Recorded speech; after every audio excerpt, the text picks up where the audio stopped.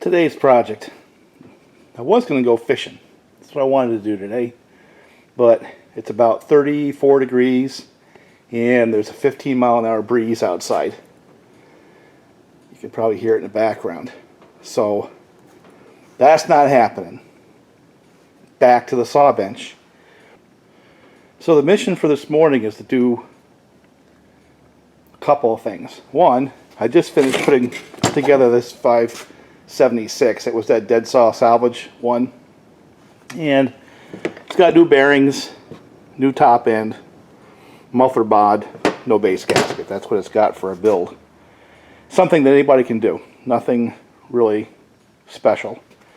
This is a relatively low hour Jonsered 2172, and for the purposes of this video it's going to represent the Husqvarna 372xp because they're virtually identical except for plastic and filters.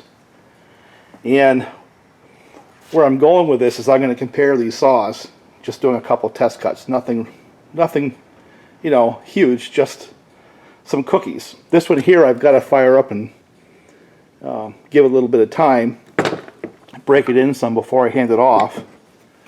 These, because they're just interesting and they're relevant. Because that's what you'd buy for 800 bucks, or whatever the dealer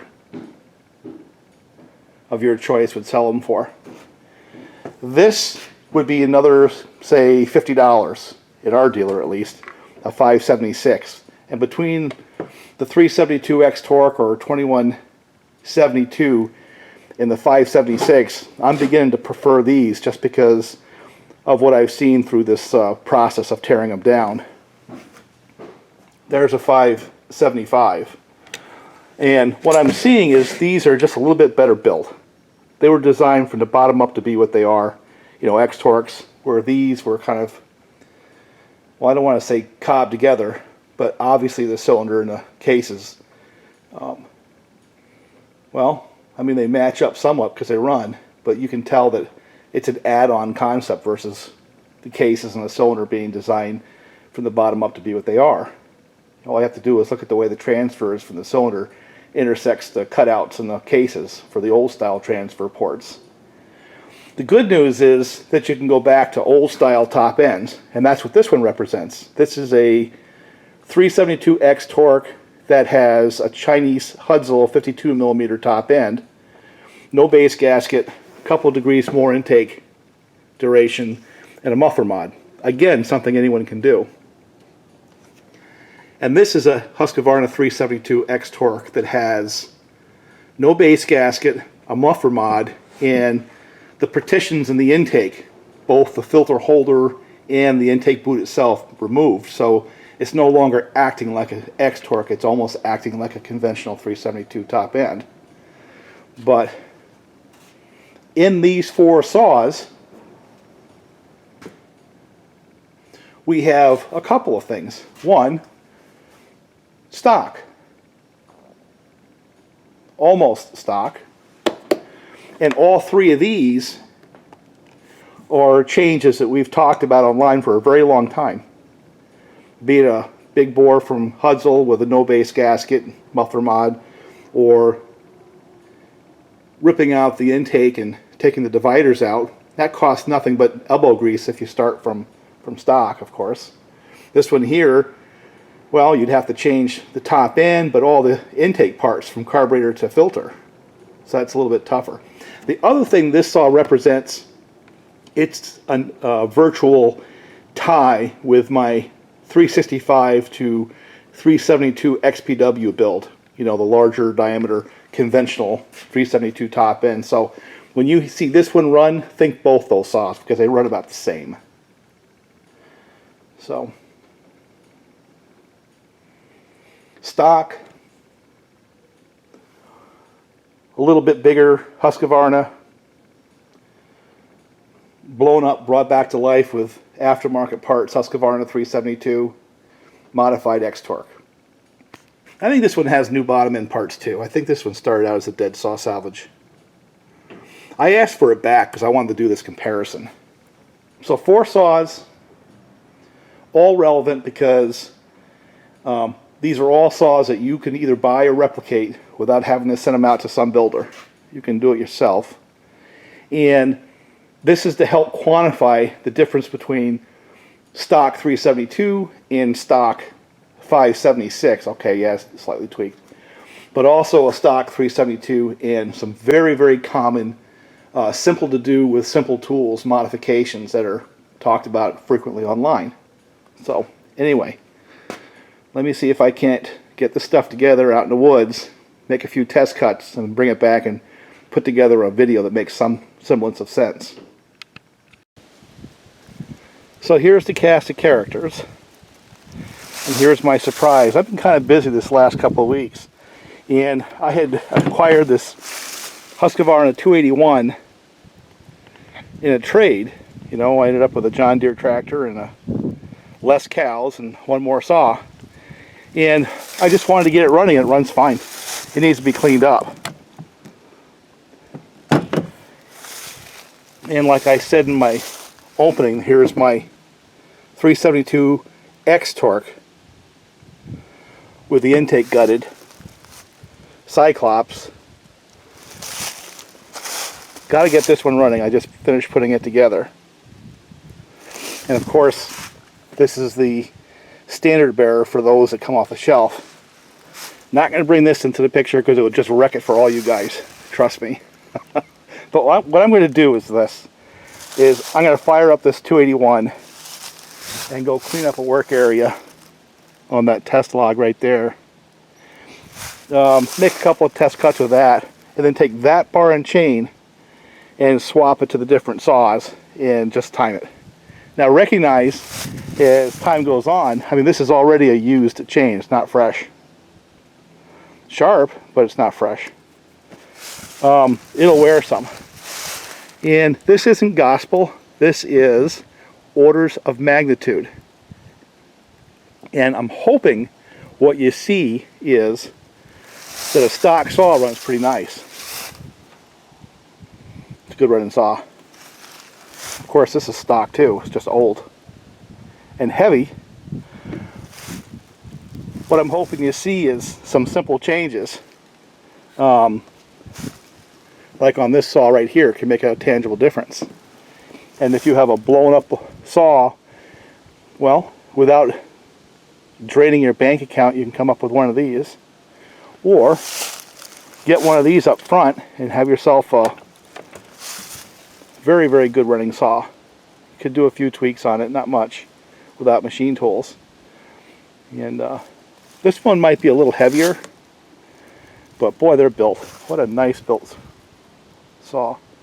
I feel lucky to be able to have all these saws at the same place at the same time in order to do a test like this, because there's so much online chatter about, doesn't matter if you do a muffler mod or no base gasket build or, you know, whatever. This is a no base gasket build with a Huztl top end, and I've got a solid year and a half, possibly 2 years of cutting on that saw. I've retired it now because that saw is taking its place. This one here I need to break in. And before we get into cutting, let's just look at a couple of top ends. This one here is a 365 old school, not X-Torq. And 48 millimeter top end versus the 50. Here's an X-Torq, so you can see what the difference is right off the bat. We're not going to go through this. I've done this before. This would be a Chinese top end that I've started some hacking on. And this top end here, what you're seeing is basically what was on that saw. Same basic configuration, cut the same kind of way. 576 top end. It's on that saw. Look how heavy that casting is. And one of the things I like about this top end, especially for no base gasket builds, is look how thick the sealing surface is as compared to, say, this one here. That one's not bad either. I don't mind doing them on these. These are the X-Torqs. But for example, 395 Husqvarna, that gets very, very thin. I don't think a no base gasket build makes any sense at all in those saws. Anyway, I'm getting off on a tangent. I got a lot of work to do. Let me see if I can gas these up, make some test cuts, and turn this into just a simple comparison video versus a montage of the world according to me. Alright, first up, 281.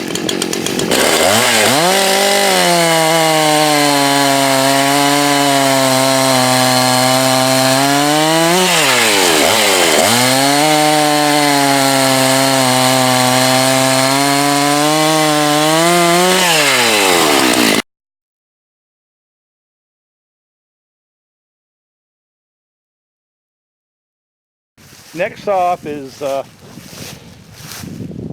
what started out as a 372 X-Torq, and I built it into pretty much a standard spec bottom end, a Huztl 52mm top end with no base gasket, a muffler mod, and about, I don't know, 2 or 3 degrees more intake duration. That's about it. Something anybody could do.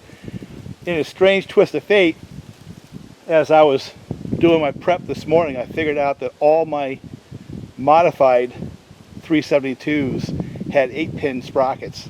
So I had to bring them back to a 7-tooth sprocket. That's what I did on that saw. So not only am I using the same bar and chain in this comparison, but I'm also using the exact same sprocket that was on that 281 7-pin. So anyway, I gotta warm it up. Here's Cyclops. This is one of my favorite saws of all time, by the way.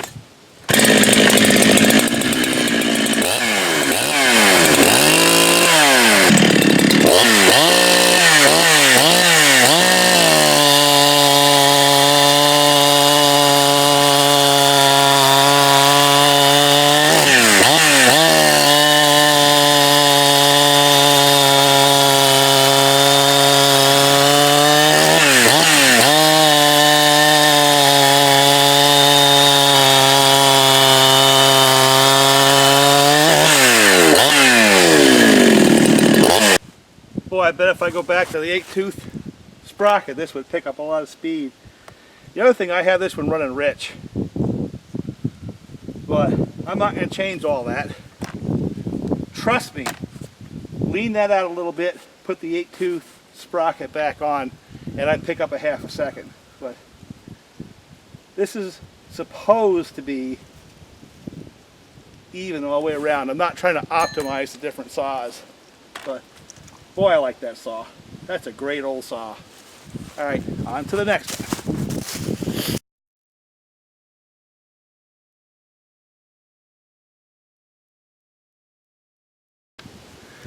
All right, this saw is a Jonsered 2172, and it represents a stock 372 X-Torq, and that is as it came, including the 7-tooth sprocket. No changes from stock as it came off the shelf.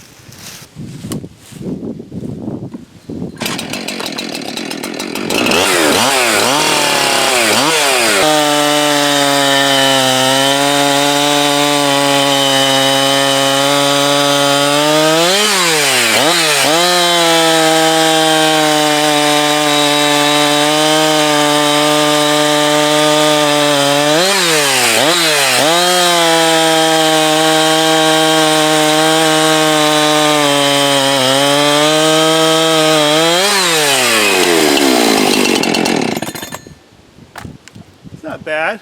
It runs pretty good. It should. I mean, this is virtually a brand new saw. You know, 7-tooth sprocket, no change. My hunch is if I went to an 8 on this one, it probably wouldn't pick up any speed. I can't push on it quite as hard as I can Cyclops. Cyclops with a more aggressive chain, with an 8-tooth, tuned as it is now, will still pick up more. I'll pick up more speed in the cut. And I don't know how much I'm losing on that log in terms of how hard it is all the way through. It looks to me like they're pretty much the same. So anyway, on to the next one.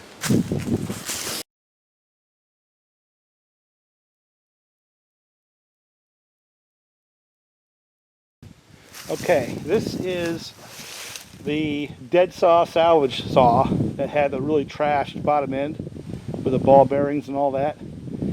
And it got built with, of course, new bottom end, new crank and all that stuff.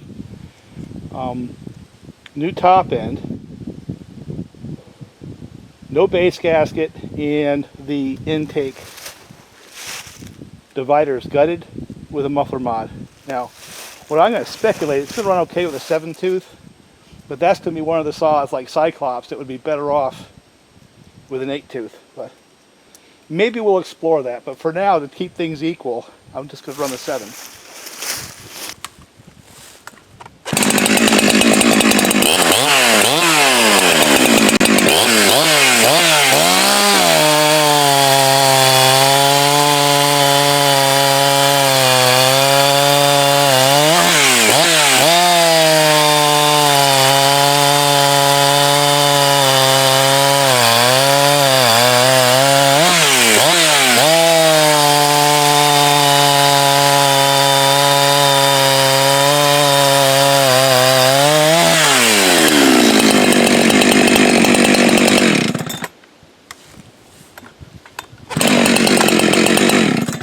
That, my friends, is a strong saw.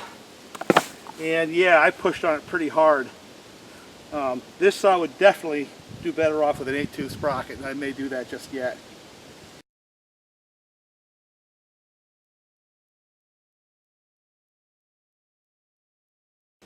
Okay, this saw is another dead saw salvage. It is a 576 that had a wasted bottom and top end.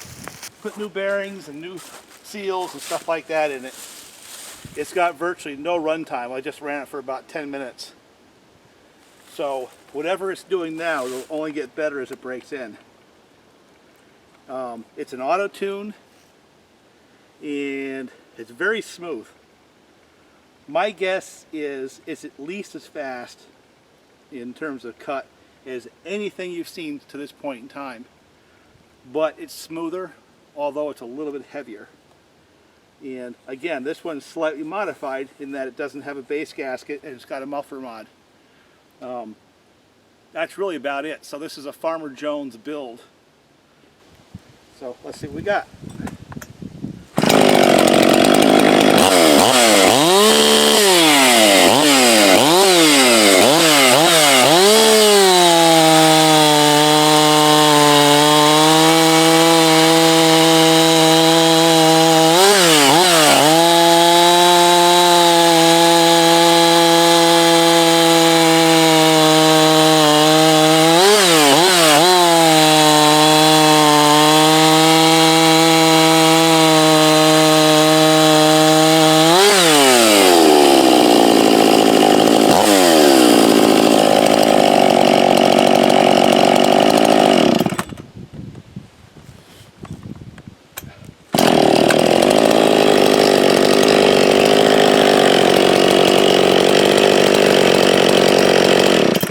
This is another saw I think that will benefit greatly from an 8-tooth.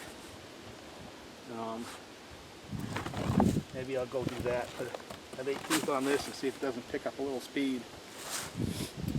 But I can push on that the same as I could the Cyclops and the same as I could the built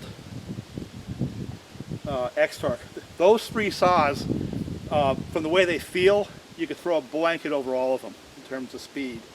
They're roughly the same. That X-Torq felt a little bit faster to me than this one in Cyclops. Of course, when I get it back in the video editor, I'll find out for sure. But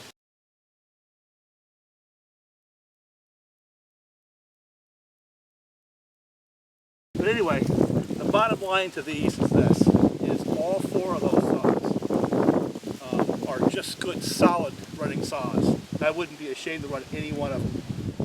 As far as performance is concerned, you know, you might pick 5% here, 10% there in terms of speed, but all of them cut firewood quite well.